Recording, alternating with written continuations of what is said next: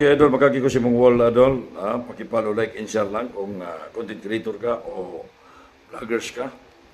So, idol, ako, vloggers ko, sa gitawag na itong content creator ko, sa gitawag na itong numero content na itong numero 3. So, congratulations kagahapon na, adlang huibis kahapon. So, daog ta, sa gitawag na itong 2 p.m.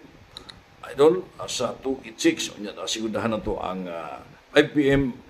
392, ani ko sa idol is 192, last lang na daganot. Pero pagkagabi, bullseye, ang gitawag na itong 358, ay doon na ito, 385, lubag yun. Munang di nyo kumpiyansan, lubag.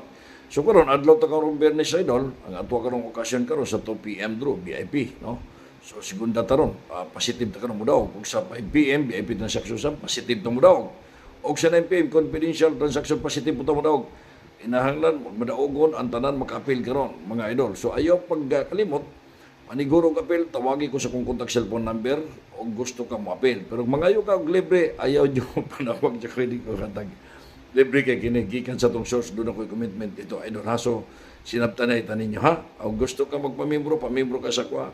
Doon na kay problema, o gusto ka mo daog.